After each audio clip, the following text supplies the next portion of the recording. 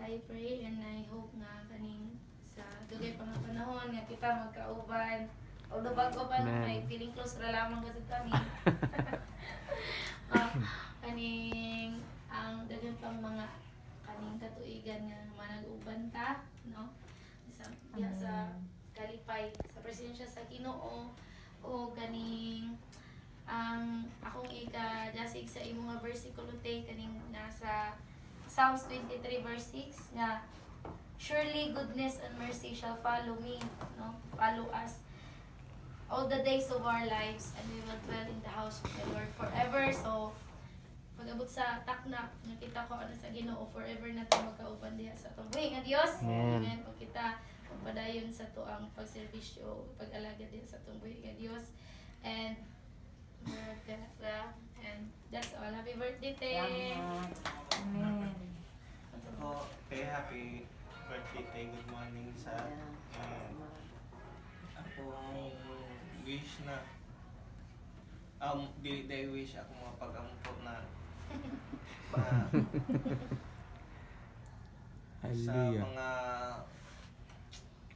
muagi pa ng mga adlaw. Pray na ako na tagan kasi no, sa ng kusog o bigong nalawas mga blessings pa nga akong verse na diya sa Jan nag-ingon na ako nagasulti nining mga putanga aron makabaton tagpakita sa nga Diyos diri sa kalibutan daghan ta masinatian na dili maayo kasakitan o tuan pero nagaingon si Jesus na take heart I already conquered the world. Amen. Okay, salamat and happy birthday Tay. Salamat. Ako na po. Bago. Pagkadali na ni kanta. Good morning sa tanan of happy birthday auntie. Nagpasalamat ako na taas-taas na po ang ato panag-iban sukad sa amo pagkakilaya ni Michael. Tapos hangtod sa karon na Johnny amo mga anak. Kay I know na nakasubaybay makaugadod sa amo sa sinugdanan pa namo o hangtod karon. Salamat din nga nagpadayon ka sa imong pagpangalagad uban sa imong pamilya magbisang paunsam ka dagko ng mga pagsulay balod sa ato mga kinabuhi. Salamat kay wala gayud ka nagpadalaan na og bisan pa man sa sometimes dili man nato o sometimes sa pakyas man ta apan nagpabilin gihapon kita diha sa ato pagpangalaga sa tumboy nga Dios.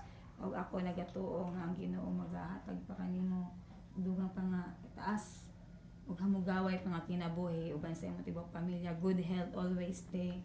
Og bisan pa man sa katong imong mga desires sa imong mga kasing-kasing I know God will grant that in the right time. O ako usab nagpasalamat sa bakote nga sab ko kahibayo nga relatibo sa kamo ni Papa. Kamuti no, kamo ni Papa ang relatibo sa uncle sa Dumagtoy. Kaon kasi sila ni Papa. So, kung ano ba dya, kanang familiar ba gyapon sa kami. Oo, bloodline. So, salamat sa Ginoo nga dyan sab kamo tinaka-guide sa amo sa among mga bata. O bisan pa man karong adlaw I hope and pray nga nalipay ka bisan kami ra upat.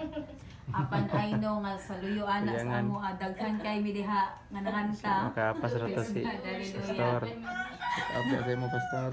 O bisan pa man ti sa Duty man. sa kadagko na mga pagsulay ti ayog kalimti ni verse 1 Thessalonians 5:18 na give thanks always in all circumstances for this is the will of God in Christ Jesus for you.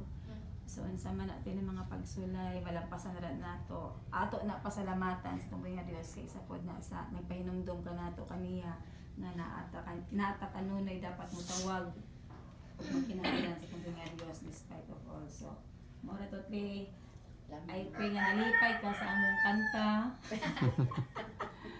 Hallelujah. Di mo ako nakamata.